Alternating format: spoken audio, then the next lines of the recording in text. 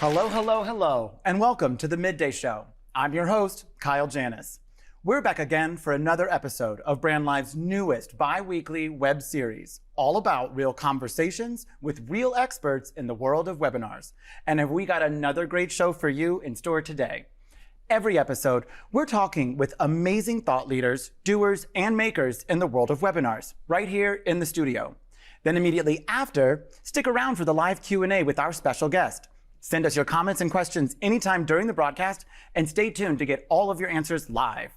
If you missed our first episode, we really got into the current state of webinars with Brandlive CEO Sam Colbert-Heil. Not only are webinars competing against countless other distractions, carving away at audience attention from every screen imaginable, but as Sam pointed out, this video everywhere era, as he so rightly called it, has created a new caliber of content consumers. The overexposure and ease of access to an endless array of high quality, high attention grabbing content has trained a new generation of attendees that expect way more from what they're watching. And if it doesn't measure up, they won't tune in. It has to feel more like Hollywood, as Sam said. A simple slide deck and speaker just won't cut it. We're talking video first, content focused, full on production. And unless your last gig was in TV land, that can quickly feel like a big project to manage.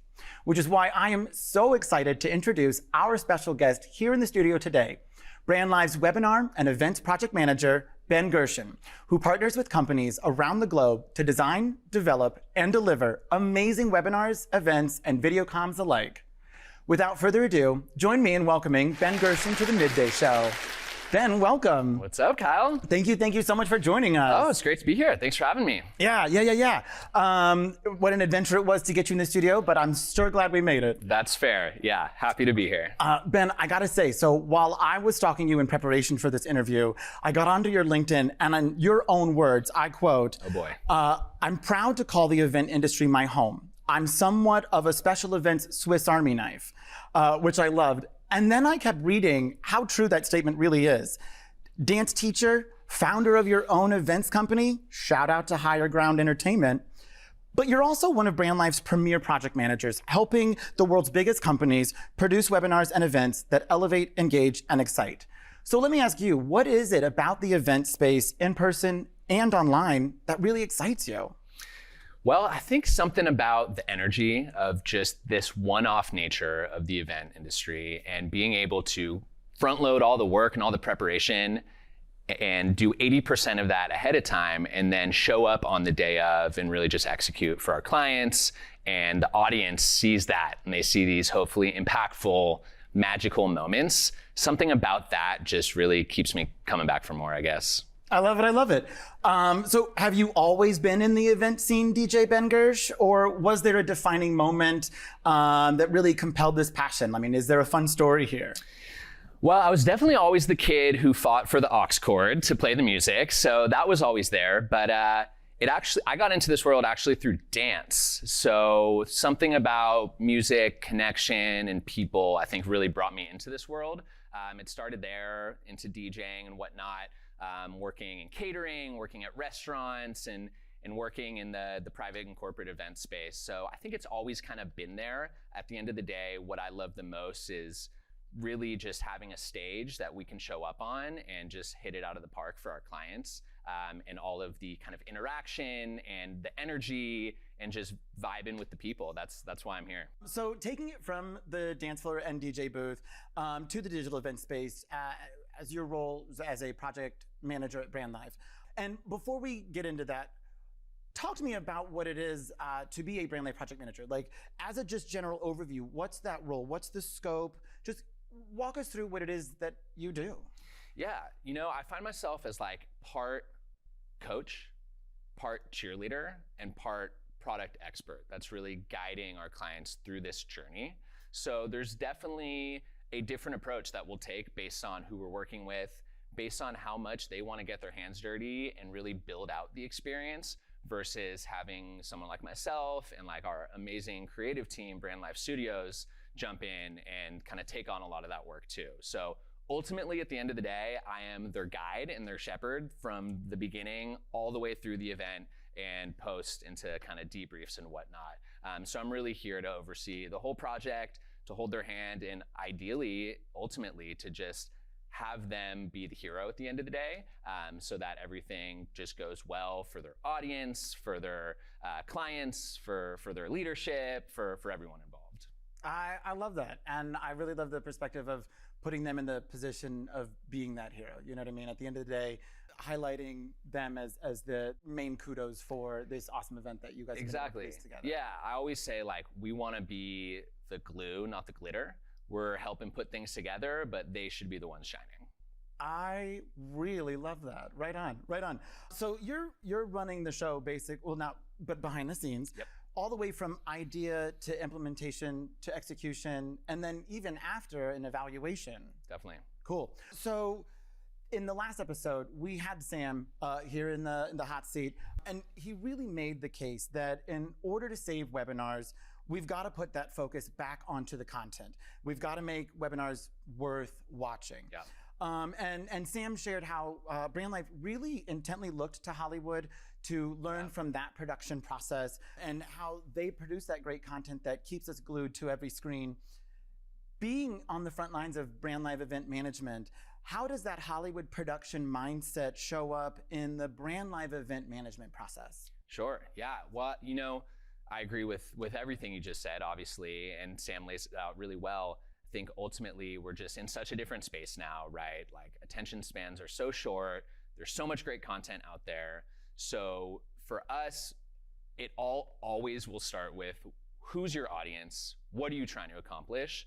But ultimately, at the end of the day, our bias is to push our clients to really think of things differently and to make things more engaging. Maybe they're coming to us because they do a monthly webinar and they've always done it like this and it's really cut and dry. We're gonna be there to encourage or at least present opportunities for ways that they can think differently and just add some more fun and some more engagement into the whole process, from an audience experience, also with their presenters, from a content experience, like from every angle. Cool. So in thinking of that leveling up and certainly understanding that mindset of this is how we've done it, this is how the program, we execute and whatnot. But, for the webinar heroes out there who are really eager to level up their experience, walk me through the Brandlive process and how are we producing those webinars that really wow? Like, I'm your client and I want to host a webinar. What's next? Great. Yeah, so it all starts with our kickoff call. That's where we're really just gonna dive deep into, like, again, what are your goals? Who's your audience? What are you trying to accomplish? Everything is really gonna come through that lens. So it's really important for us to know what the goals, what the vision are, like what is the most important component of this event you're doing? Because knowing that will really help us recommend this avenue or that avenue, this feature or that feature. So it really starts there, kind of understanding that. Of course, talking through the scope, all the details of the event, the time, the date, the place, all of that. But really the vision is such an important part of that call that sometimes gets overlooked. And then from there, we're gonna dive into kind of the layout of the event, the theme of the event, the feel of the event, if you will. We're gonna talk about if our client's gonna be handling a lot of the content production, or if they're gonna be working with Brandlive Studios to level it up even more. So we're gonna get into that. And then from there, we're really gonna have a conversation about how much work do you wanna do or do you want us to do? So some of the clients we work with, they love to get in there to build things out, to produce a lot themselves, whereas others will lean on us to do that. So we're gonna have that conversation. And based on where that goes, we're then gonna kind of dive deep into the audience experience. What does that event page look like? What does registration look like? What are the engagement features? Are we doing surveys? Is there a chat? All of these different elements. Brandlive is such a powerful platform, but there's a lot of pieces that you can use or not use. So we want to kind of dive into what that audience experience will be like and what the whole workflow is from there. And then after that, we're going to talk about the production, the behind the scenes, right? How are we bringing this content to life?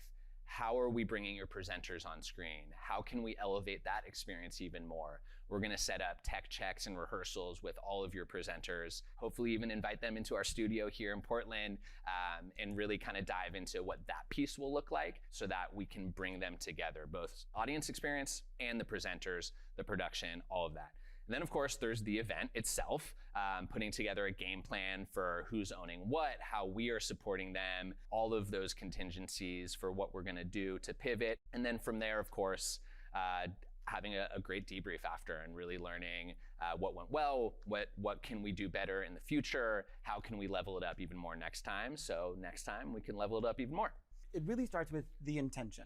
For sure. Where what is it that we're looking to accomplish in this webinar, this event, this experience? To me, what seems like one of the more fun parts is that kind of that theming and really building that creative intention in addition to the intention of the event itself, but the emotional impact, which really ties into something that Sam shared in our last episode about really bringing emotion in, that it's not just what's being said, but how is the audience going to feel? How are they going to react to the experience that you're creating? Sure. And this absolutely makes sense in the kind of progression is now we're talking about what's the experience that will then take that theme to achieve that intention. Yeah. And you're going into Brandlive has a wide array of options, and you name it, in the creative sense, the branding sense, but also the engagement sense, to be able to tailor what it will be used and what will not be used to then facilitate those goals for that audience experience. And then of course there's building the dang thing, getting it going. Yep. And then you've got event and then review. Is there, in my best effort to kind of summarize, does that kind of hit the kind of major milestones of what you would say is that Brandlive method to? Absolutely, yeah. No, you nailed it. And again, I think it's really starting with that vision before we dive into the strategy and then of course the tactics. Like that will come, but really understanding what's the vision, who's the audience, what did this event look like previously, right? So what are we coming from before I can be a good advocate for the different components of our platform. It's good for me to understand that first piece. So yeah, I agree. What webinars need to level up is just Brandlive Project Manager. Pretty much, yeah. I would say that's a great starting point. Yeah, you don't need to sleep. You're fine. It's fine. Yeah. We're great. But seriously, we've got this blueprint methodology. Strategize, conceptualize, and then develop a webinar. But would you say that in general, that same process is kind of universal? Like if I'm hosting a 30-minute product demo for 30 folks versus a 3-hour company-wide town hall, in the basic of the process, are we applying those both? Or is there some difference depending on the scale, I don't know, volume, right, but the event itself? Yeah, absolutely. There's always going to be a different approach, and every client we work with, every event we do is very different. But at the end of the day, it is the process that's relatively similar. Now, while we may spend more time in one area versus another area, it is that same kind of process that we're going to bring. And I think that at the end of the day is really what separates us. We have an incredible platform, and there are a ton of amazing features that make your webinar so much better by simply being on Brandlive. But I think ultimately one of the things that does separate us is our process and our support, and someone like myself and the rest of our team that's really going to be there to help you along the way. So absolutely, it is different every time, and that's why we like to start with that conversation about goals and vision. Ultimately, at a high level, our process is kind of that same flow. I love the idea of a repeatable template. Certainly the scale of the event will govern so much that happens within, but that repeatable process of, again, from concept to creation to execution is something that can be applied to really every webinar, essentially. Exactly. Absolutely. Kind of in the same sense as I had asked you before, and of course, all clients are loved equally. Yes, absolutely. But do you have a fun or favorite Brandlive event that you've been able to be a part of that you could tell us a story about? Well, I don't know if I can narrow it down to just one, but we were honored to be a part of an incredible event. It was a celebration of life for the founders of Wieden & Kennedy, iconic company here in Portland. If you've never heard of them, look them up. You'll know their work. didn't Nike just do it? Like that They was sure one of their did. That was them. Yeah. So Phil Knight was there. There were a lot of big names there. But one of the more fun components of that event was some of the unique ways that we used our product and our platform. For instance, Green Room, which is it's our production tool, what we put our presenters in to kind of go live. We had this really cool kind of CCTV setup where we had devices all around the building, and that was brought into a single feed on the monitors. So wherever you were in this huge space, you could kind of see what was going on in other rooms. So that was a really fun event. I've been fortunate to been involved in some of the PlayStation partner updates. That was super cool. I'm not a gamer myself. I'm sorry to all the gamers out there. A lot of it was maybe lost on me, but an incredible event to experience. And I'll say at the end, shout out, I'm involved with a lot of AARP events, and a lot of them are geared around upping your chef skills, specifically when it comes to chopping vegetables, which is something I love a lot. So I enjoy those too. Okay, once we're done with the show, can you hook me up with that? Because I got am you. terrified that I'm going to lose a component of my finger, but am trying myself to get into cooking. So I've got some homework tips myself. for you. Yeah, all right, cool. Ben, this has been incredible. I really appreciate you coming to the studio Likewise. and taking an opportunity to chat with us at the Midday thanks. Show. One thing we do at the end of every show is we ask our guests to take the hot seat. Okay. 5 rapid fire questions. Ben Gershen. Let's go. All right, here we go. Bring it. The number of mid-jump in suspension photos on your Instagram is what I'd politely quantify as above average. Is the height you seem to achieve. For the record, have you ever measured how high you can jump? And if so, what is your personal record? Oh man, I have. It's been a while. I think I was in the high 20 inches somewhere. All I know is that it was very easy for me to do a backflip when I first learned how to do that. So It is squats pay off. seriously impressive. Also, in learning about you, a quick Google search of Ben Gershen, and it's immediately clear that you like to dance, and you even said so yourself. Alternatively, I think you'll need to look at me for 5 seconds to realize I have 2 left feet. Ben, what is your favorite dance step, or one that's just an intro? Ooh. And in the confines of this, Yes. What are the basic steps? Well, in the confines of this, I would say one of my faves is probably just the wave, and it's all about isolation. So you just got to really practice moving one piece at a time, and then maybe throwing it up and catching it over there and bringing it around. So I'll put that one there. We'll work on that one later with the chef skills. Yeah. Here we go. One at a time, just real slow. Shoulder shrug, and bring it around. And then wait. Boom. Throw it, grab it, and then nope. Just give it a little wiggle. It was beautiful. This is why 2 people left come to feet, you for- come on. The feet were on the ground. I've got 2 left arms now. Fair enough. So it's probably best that you stick to the dance instruction, and maybe I ask you for those advice in addition to cooking after. I'm here for it. As the DJ of your own events company, I gotta ask. Yes. What's the hot song playing on repeat? Ooh, hot song. Okay. And your go-to album of all time? Go-to. Okay, great. So I'm going to start with the go-to album. Yeah. I would say One for the Kids, which was the album that Yellow Card released before Ocean Avenue, is like one of my favorites. Self-titled Sublime is up there too. Man, on the spot. And then hot new song right now. So it's kind of the same at Brandlive. I'm all about wanting to understand what the goals of the people I work for are. So that hot new song at the moment is definitely going to change person to person. I will say that while Tipsy, Shabuzi is kind of on the way out, Hosier, Too Sweet, that one's been requested a lot. More of like a dinner vibe, but yeah, I'll leave it there. Cool. No, this is great. This is great. I'm going to update my playlist after this. Questions that we ask every guest. Yes. What is the title of your next webinar series that was guaranteed to have audiences binging all the way through? Freestyle with Ben. Okay. Little preview. What would be?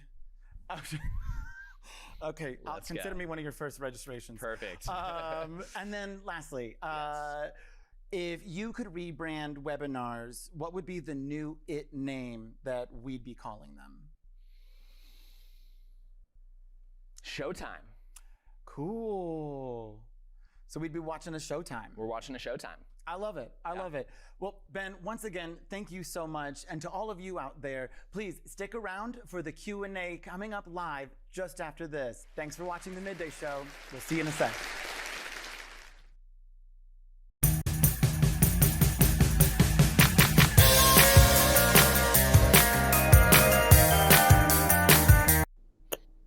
What is up? What is up? Hey, Ben Gershon. Hey. Thank you so much once again for joining on the Midday Show. It was great to have you in the studio and get a lot of that input and insight as a project manager at Brandlive on kind of peeling back behind the curtain to really see the Brandlive process and kind of the nuts and bolts of how Brandlive goes about to deliver those engaging experiences. So once again, thanks so much. Yeah, thanks for having me. It was a lot of fun, and I hope that it put some pieces together for those out there. It certainly, I think, has helped a lot of the webinar folks. Admittedly, I still don't have it, but I'm practicing, and one day I hope to make you proud. Well, it's funny that you say that because this Q&A is actually just a dance lesson that I'm going to be leading for you specifically, Kyle. So you can't hide from me anymore. Well, if you will indulge me, though, we did get a couple of great questions that came in. So if I can take a bit more your time out of your workday, Sure. We've got a couple really good ones coming up. We've got one from Sharad who asks how you actually go about clarifying the overall vision of a show. Like how do you kind of help clients to suss that out? Yeah, that's a great question. I think often people don't really know what the vision is, right? So it definitely takes a conversation to dig deep. Definitely starting with things like, have you done this event in the past? What did it look like? What did success look like? Are there other events that you're replicating this off of?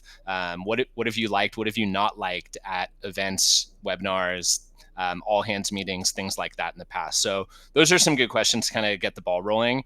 And then I think what it really comes down to, sure, is there a logistical or practical goal for the event? What does success look like? It looks like a retention rate of this or an attendance rate of that. But I think beyond that, asking like, what do you want people to feel? What is the emotion that you want people to walk away with? And I think that can help kind of clarify the vision and keep us on track when planning the event.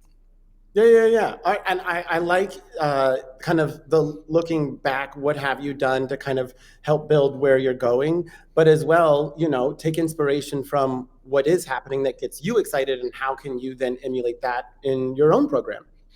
Sure. And it doesn't have to be just, an all hands meeting that you're getting inspiration from. Like maybe you watched the Grammys the other week and they did something, or maybe you're watching this cool Netflix show and they did something. Like we should shoot for the stars and land at the moon when it comes to that stuff. Otherwise, we're just replicating the same old boring meetings, which, we're not here to do.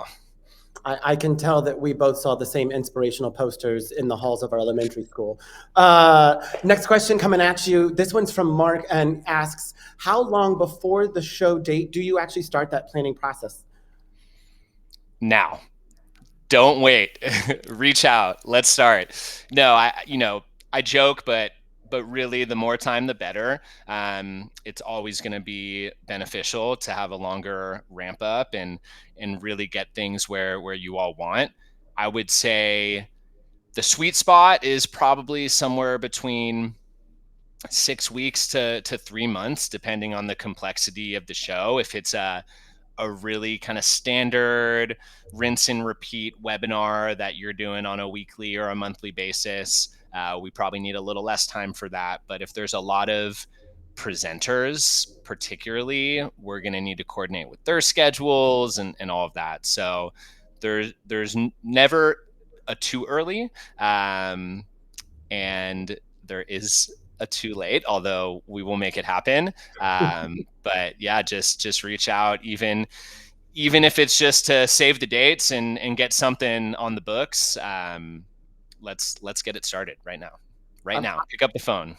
I'm gonna tack a fun one on, just personal. What is the shortest amount of time that you have had to turn around a show? Off the top under 24 hours, like 12 hours, 6 hours maybe. Your job doesn't sound stressful at all. No, Kayla knows what I'm talking about.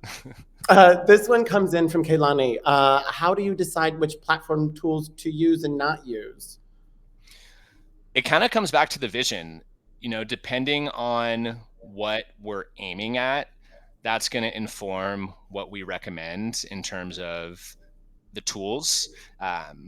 It's easy to jump into the tools first, but I think the vision and the strategy really should come first, and then the tools and the tactics after that. I think earlier during the pandemic, there were a ton of virtual events and people were excited to use all these like virtual tools, trivia, whiteboards, networking meetings, virtual waiting rooms, whatever.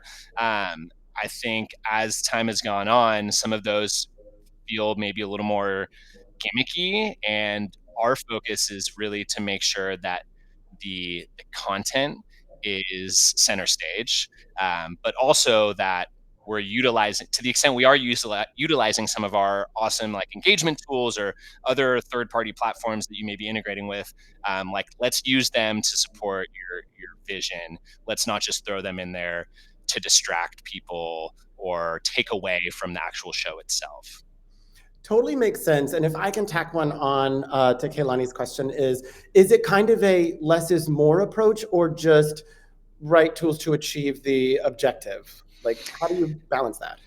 Yeah, I have my personal preferences, but ultimately we work with a ton of different clients, and it really is going to depend event to event, company to company. If you have a huge global workforce and people are tuning in, maybe watching on demand over an extended period of time, you may want to implement more tools because some of those are going to resonate with different people. But ultimately, the clients we work with, they know their team and their audience the best. So I'll usually explain kind of the pros and cons and the benefits of different tools and features, and let them kind of make that decision. Something usually jumps out as obvious. Cool. And that totally makes sense. Again, it's all back to that intention, right? Okay, last question, and this one comes from Gabrielle, asks, so this makes sense for big events, but how would I do this when I have to deliver marketing webinars every week? Yes. Well, in that case, you may want to think about this in a different way. Rather than going through this whole process every week, maybe you go through this deeper process of figuring out the vision and your strategy and what tools and tactics for the series at large. That way you can just kind of have the same strategy, but maybe use a different approach or a different tactic each week. That way you can still keep it fresh and it doesn't feel like the same kind of template every week, but you've still set aside some time to just think about the end outcome first, before you really jump into your methods for getting there. So you can still do it. We don't have to spend an hour going deep into the vision if you're doing this every week, but I would recommend at least spending a little bit of time to figure out the intention for the whole series. And keeping the trend alive, I'm going to tack on a question. In terms of that last step of evaluation, when you're doing a kind of weekly program, would that be kind of like, hey, let's check in a month or 2 months? Like, what kind of interval have you seen work well to kind of, let's apply a thing, run it for a bit, and then review? Sure. We love debriefing and hearing the thoughts from obviously the attendees, but the clients we work with, and sharing our thoughts as well. So we're always game right after an event wraps to hang out in green room or wherever and just talk about how it went. That way we can implement immediately for next week. So I think, strike while the iron's hot. Is that the expression? Like, do it while it's fresh, and we can keep kind of implementing that feedback as we go. And then we can maybe set aside a time at an obvious point to dive deep and have like a more expansive debrief. But we are always doing events. We're always thinking of ways to up the game. So we're always happy to share that and have a conversation about it. Incremental steps totally makes sense. Ben, that is a wrap for the Midday Show. Thanks so much once again for joining us in the studio, hanging out for the live Q&A. It has been such a pleasure. And for all the folks out there, thanks so much for watching the Midday Show. We'll be back again in 2 weeks, episode 3 with product manager Malin Frizzell. Until then, be well, everyone. And again, Ben, thanks so much. Thanks.